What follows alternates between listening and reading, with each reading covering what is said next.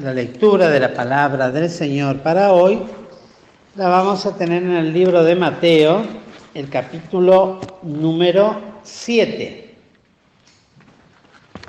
Mateo, capítulo 7. Y vamos a leer unos versículos desde el 24 hasta el 29.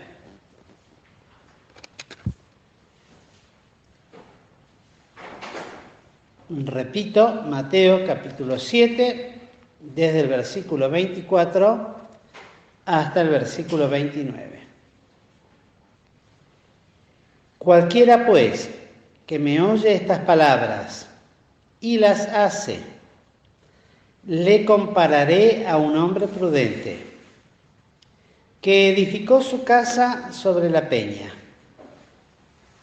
Y descendió lluvia, y vinieron ríos, y soplaron vientos, y combatieron aquella casa. Y no cayó, porque estaba fundada sobre la peña.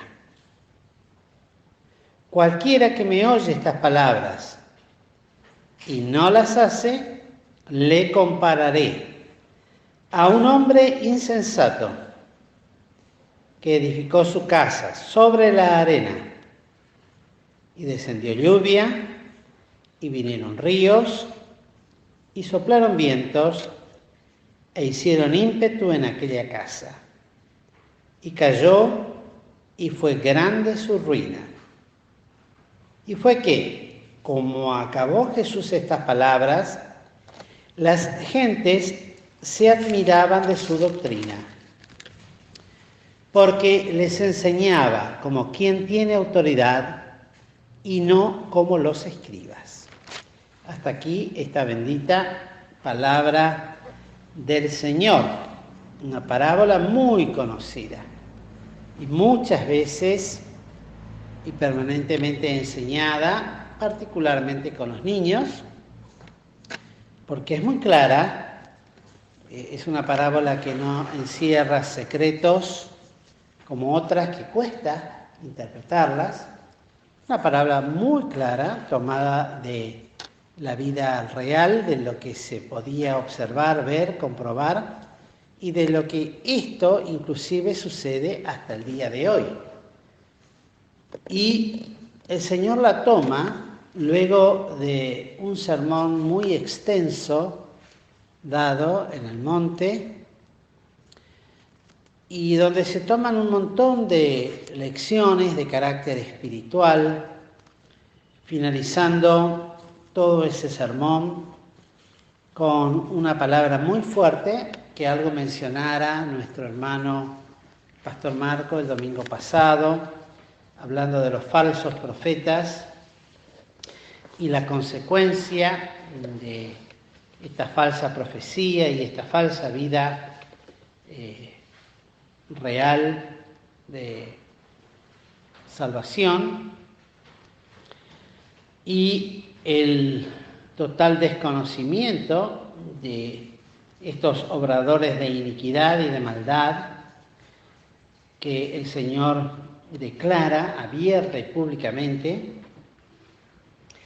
para cerrarla con esto, con algo que repetidamente lo decimos, lo enseñamos a grandes y a chicos, desde el púlpito, y muchas veces lo escuchamos desde las oraciones, lo escuchamos desde exhortaciones, de lo importante que es oír la palabra de Dios y hacerla. Una frase muy oída muchas veces en las oraciones, que tu palabra nos quede, podamos atesorarla en el corazón y que la podamos poner en práctica. ¿O no? Es así. Lo enseña así el mismo Señor. Esto queda muy claro.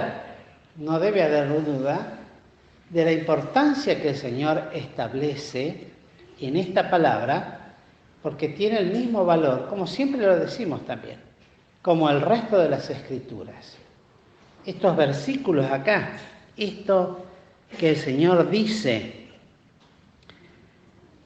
que escuchar cualquiera que oye estas palabras y las hace, tiene el mismo valor que cualquier versículo extraído de la palabra de Dios, de la parte que sea, de los Salmos, de el Apocalipsis, del Nuevo Testamento en cuanto a las epístolas de Pablo, es hasta podríamos decir de un indocto, decir, bueno, estas palabras no son realmente relevantes o no son tan importantes, son de total importancia, porque así termina el Señor todo su discurso.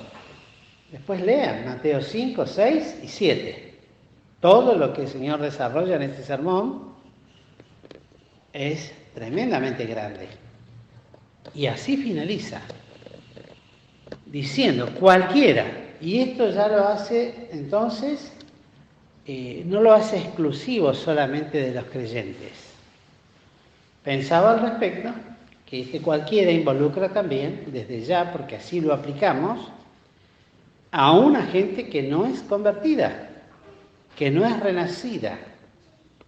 Siempre recuerdo la parábola donde el Señor habla que había un hombre que lo compara con una casa donde habitaba un espíritu inmundo y que salió de él y que la casa fue barrida y adornada, pero que estaba vacía y que pasado el tiempo ese espíritu que salió del hombre, no hallando lugar seco donde reposar, va a otros, creo que son 7 espíritus peores que él, y vuelven y toman esa casa. Y eso lo explicaba nuestro hermano, no es mía la interpretación, lo tengo que autenticar de quién era, nos lo explicaba nuestro hermano Juan Pedro Marino en la escuela bíblica, de que es el hombre que oye la palabra de Dios y que le da lugar en su vida, en cierta manera, y que se podía ver en hombres que moralmente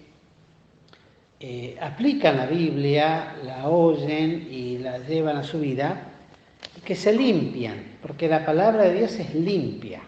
Esto es lo notable, que oír la palabra de Dios, la Biblia, así como está, aunque no sea creyente, aunque no sea un convertido, una persona que se ajusta a los escritos bíblicos limpia su vida de cosas. No es perfecta la obra, porque la palabra lo tiene que guiar a conocer, como tanto se insistió en la reunión anterior, a la persona de Cristo, que es el centro de las Escrituras. Pero la palabra de Dios es limpia y obra limpieza. Y entonces, esta palabra es para cualquiera, que oyendo esta palabra, dice, para cualquiera, entre muchos no hace distinción de uno en particular. Somos muchos. Bueno, cualquiera. ¿Quién quiere? Podría decir. El que quiera, el que esté dispuesto, el que anhele, cualquiera. Decíamos recién, trabajar en el campamento, servir, colaborar, no es una obligación. Es para todos los que queremos colaborar. Se insta, se exhorta a hacerlo. Pero si no se quiere hacer, no se hace. Siempre recuerdo cuando yo era adolescente, un hermano en Cristo, joven como yo, un poquito más grande, ya un poquito más ducho en las tareas de campamento, me sacude una mañana, el primer día de campamento, que estábamos en la carpa, me sacude los pies y dice, levantate, vení que vamos a ayudar a preparar las cocinas, hay que prender el fuego. Y yo me levanté, chinchuelo, no, le protesté, bueno, está bien, no te enojes. Si no querés venir, no vengas, dice. Quédate durmiendo, no hay problema. Por supuesto, me redargulló macizo y no me pude quedar a ver. Me levanté y fui, de ahí no paré, gracias a Dios. No voy a decir el nombre, no hace falta. Pero me impactó tanto eso, porque me dijo, bueno, no, está bien, perdóname, no te enojes. No es para que te enojes. Si querés descansar, no hay problema. No vengas. Y se fue. Y bueno, ahí me levanté, me puse las zapatillas, me calcé, me vestí y salí y fui. Y esto es igual, es para cualquiera, que oyendo estas palabras, tiene la importancia de oír. Recordemos lo que le decía el profeta Samuel a Saúl, que era más importante el prestar atención y el hacer y el obedecer que todos los sacrificios que se podían hacer. Es para Dios, para el Señor, es importantísimo. Y ahí es una experiencia muy complicada. ¿Por qué? Porque justamente dice que habla de un hombre prudente. El primer ejemplo. ¿Qué es la prudencia? Es la capacidad de pensar ante ciertos acontecimientos. Para alguien que no tiene a Cristo, la predicación del Evangelio le tiene que hacer pensar. ¿Cuáles serán los acontecimientos que le esperan en su vida de no tener a Cristo en el corazón? La palabra de Dios nos relata, nos enseña cuál es el destino eterno de todos aquellos que, despreciando la palabra de Dios, la rechazan, o cuál es el destino eterno de aquellos que prudentemente, en escuchando la palabra de Dios, la hace, la realiza. Y esto es algo que se puede aplicar en todos los aspectos. Primero para salvación, fundamental. Para poder luego entonces después hacer aquellas obras que Dios preparó para que andemos en ellas. Pero que tenemos que aprender a escuchar la palabra de Dios y hacerla. Esto es algo que parece muy sencillo, porque está escrita la palabra. Pero tiene que ver después inmediatamente con una obediencia explícita, no implícita. Tiene que acompañar el oír la palabra de Dios, el conocer las Escrituras, con una clara, concreta y visible experiencia de obediencia. Y ahí es donde tenemos un grave problema. Es grave. ¿Por qué? Porque la prudencia lo que hace justamente es darnos la capacidad de pensar ante ciertos acontecimientos y actividades sobre los posibles riesgos y adecuar o modificar la conducta para no recibir los perjuicios. Y uno piensa, ¿cuántas veces o cuántos años escuchamos la palabra de Dios y cuántas veces vemos que aún conociendo las Escrituras, sabiendo textos de memoria, que no nos cansamos de repetirlos a otros, nuestra experiencia personal dista de ser lo que tiene que ser? ¿Por qué? Nuestro hermano hablaba de ser probados. Me hizo acordar mucho este texto que estábamos hoy compartiendo. Porque este hombre prudente tiene la prudencia de que edifica su casa, que es su vida. Su casa es la vida. Generalmente nuestra casa es nuestra vida. Y nos pasa que podemos estar en muchas casas de gente muy querida, pero mi casa es mi casa. Puedo estar viviendo en la casa de mis hijos. A mí me pasa, por ejemplo. Cosa que no pasa con los hijos, con los padres, ¿no? Pero sí, porque se criaron en la casa de uno. Pero sí, por ejemplo, cuando estoy en la casa de mi hijo, yo no tengo libertad, pero no porque él me lo prohíba. Pero yo de levantarme, ir y abrir la heladera, a ver qué hay, qué se puede comer, jamás lo he hecho. o de revisarle la olla, a ver qué hay para comer. No voy a decir nada más. Pero en mi casa es distinto, yo tengo otra libertad. Y nos sucede a medida que nos vamos poniendo viejitos. Que está bien, todo lo que quiera, pero mi casa es mi casa, yo quiero estar, porque es mi vida. Como decía mi hijita, que no está. Papi, pero acá están todos nuestros recuerdos. ¿No? Es decir, en la casa están todos los recuerdos, mientras que se pueda recordar. Bueno, edifica su casa, levanta su vida prudentemente sobre algo muy sólido, que es Cristo. La peña aquí es Cristo. Esto es muy claro. Hay textos que así lo acreditan, que Cristo es la roca, que los acompañaba, dice Corintios. Cristo es la roca. Y el hombre prudente, y entiéndase cuando dice hombre, habla de mujer, habla de niño, habla de joven, previendo su vida, ha de poner sus cimientos, su vida, todas sus cosas, en lugar seguro. Y no basta entonces solamente con conocer la palabra, con conocer los textos, que a veces los conocemos de memoria, sino que se concreta esa prudencia cuando se realiza.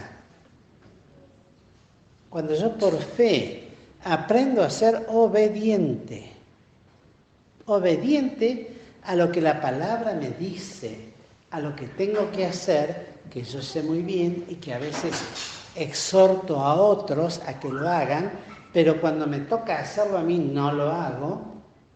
Soy cabeza dura, soy caprichoso, soy testarudo, como un caballo o como un mulo, y mi boca tiene que ser refrenada. El Señor me tiene que poner un freno.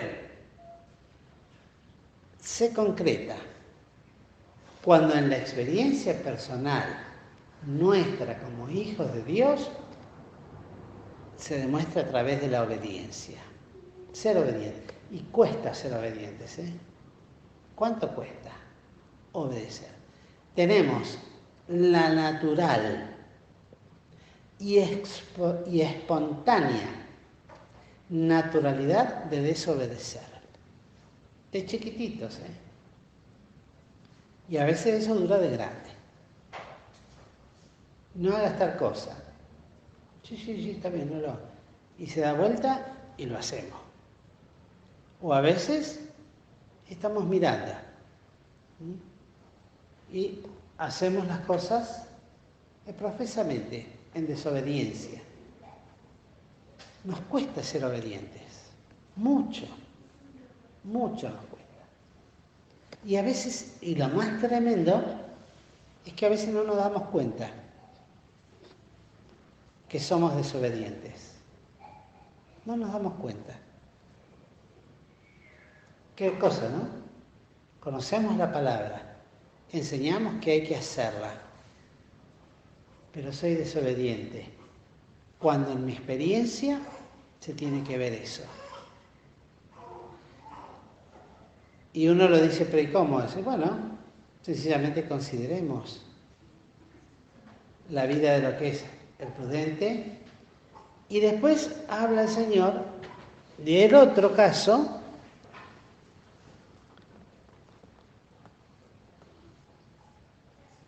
a un hombre insensato. E insensato significa persona que no tiene sensatez y que muestra imprudencia e inmadurez en sus actos. Es irresponsable, no es consciente, no es formal en lo que realiza. Y entonces podemos decir todo lo contrario al prudente. Y se obra con insensatez. ¿Y cuánto duele a uno y a otros cuando se hacen cosas en forma insensata? A un hombre dice, ¿cómo? Insensato. a un hombre que no tiene la capacidad de que, a pesar de que escucha la palabra, de que la conoce, porque dice, y cualquiera que me oye estas palabras, no está hablando de un ignorante, ¿eh? ¿Pero qué? No las hace. ¿Y esto le puede pasar a un creyente? Por supuesto que sí. Por eso decía, esta es una parábola que se puede aplicar al incrédulo o al creyente. Porque se puede ser salvo, como decía nuestro hermano hoy, pero sin embargo, meterse en negocios ajenos. ¿Qué significa meterse en negocios ajenos? Meterse en cosas que no convienen como hijos de Dios. Cuando aquí habla de vientos, de lluvias, del río impetuoso, no solamente es los ataques del enemigo de afuera, eso también, desde ya, pero tiene que ver principalmente también aún con nuestras propias cosas. Porque todo atenta para que esa casa sea derribada. Y qué distinto que es cuando como creyentes tenemos la total seguridad y tranquilidad de saber que mi casa fue fundada sobre la peña. Primeramente, la confirmación plena de que soy un hijo de Dios y el Espíritu da testimonio a mi espíritu que soy un hijo de Dios porque clama, Abba, Padre. Pero a su vez también, aunque tenga que pasar por distintas tribulaciones figuradas acá, como soplaron vientos, vinieron ríos, descendió la lluvia, cuántas cosas, pero la casa se queda, no por la casa en sí misma, sino sobre quién está fundada, porque aprendí a obrar prudentemente y en obediencia.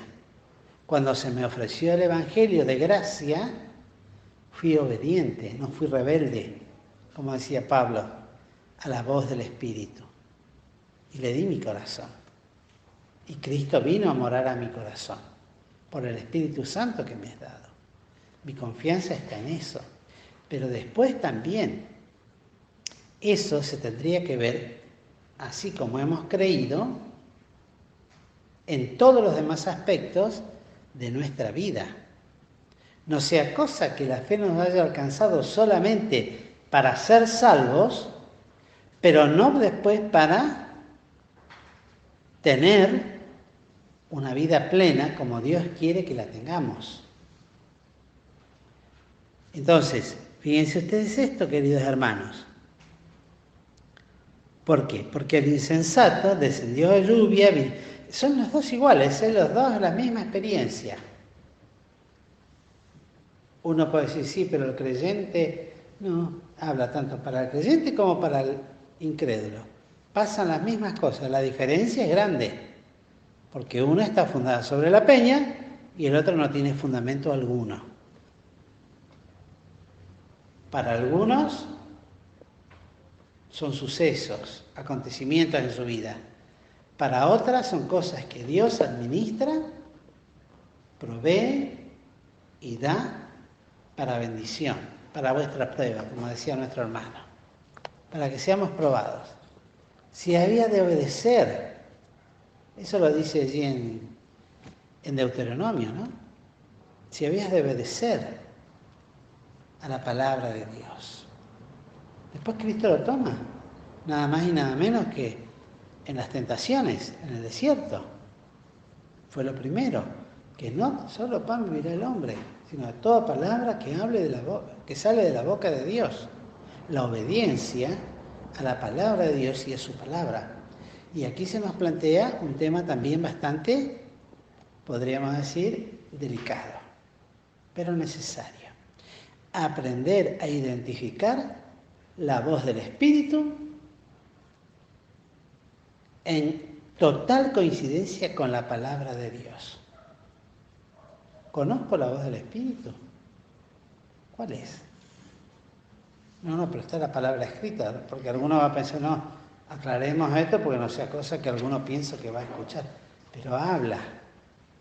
El Espíritu Santo habla, no es mudo. Él habla.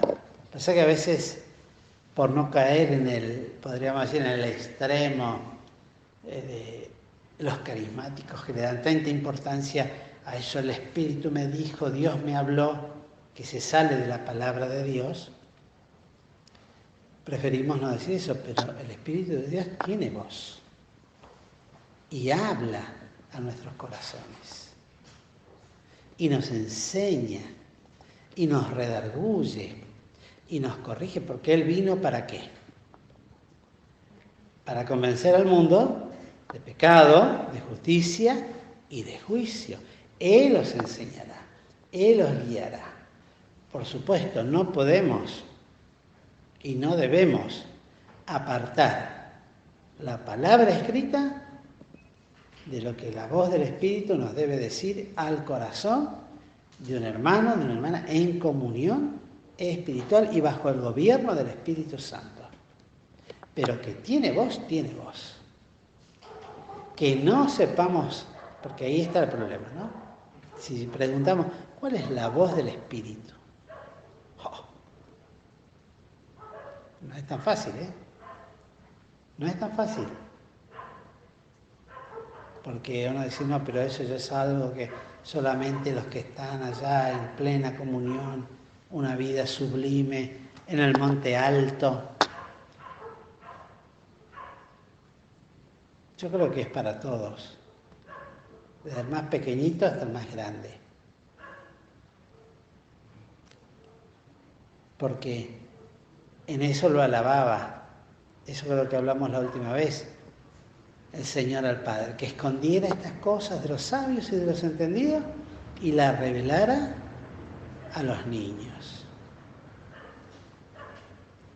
Yo creo que si uno es prudente y hace lo que tiene que hacer, cuando lo tiene que hacer, de la manera que lo tiene que hacer, el Señor se ha de manifestar en su vida, se ha de mostrar, porque eso es lo que Él anhela, que le conozcamos. No quiere mantenerse en un misterio escondido tras 7 velos, imposible. Si está morando en nuestro corazón, es como un sello.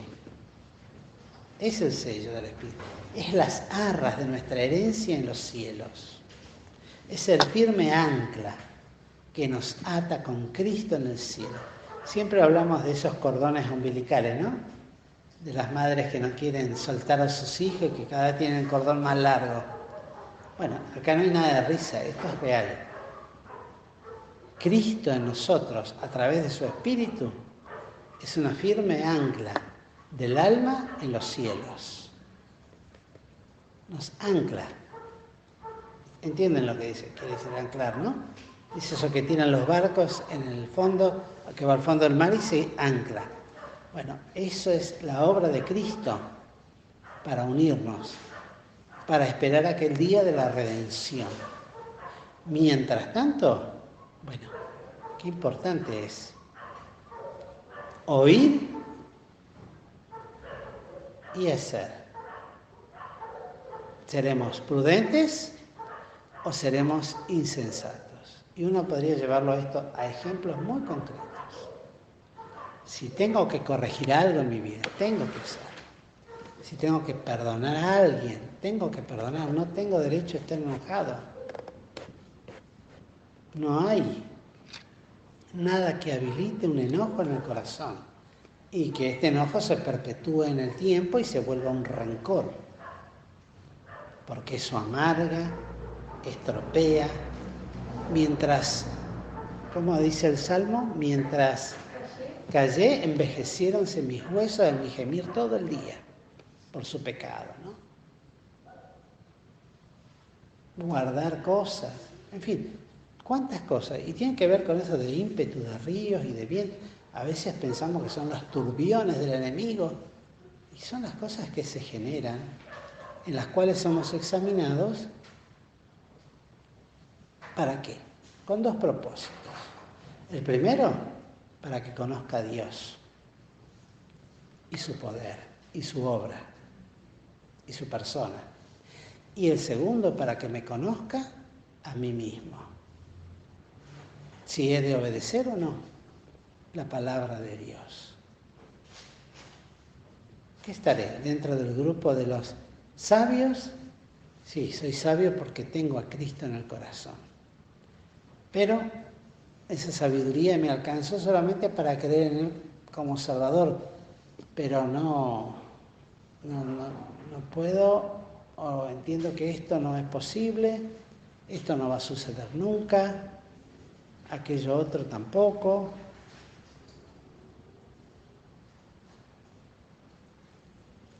O puedo hacer, no sé, buscar tantos ejemplos. La formación de una vida, de un hogar, aprender a esperar en el Señor, ser sabio, ser prudente, porque eso tiene que ver con edificar también.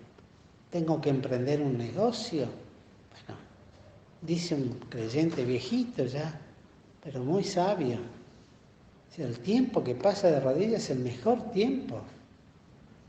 Es el tiempo menos perdido. Para entender la voluntad de Dios, para escuchar la voz de Dios. Tomar una decisión en la iglesia.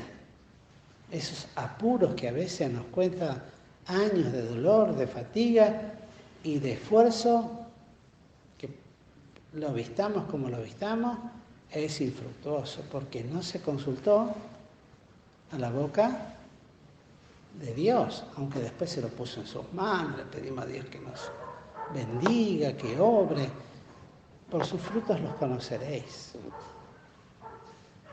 ¿Qué otra cosa más? Un noviazgo, esperar en el Señor, el momento, la persona, empezar a orar sin saber quién es.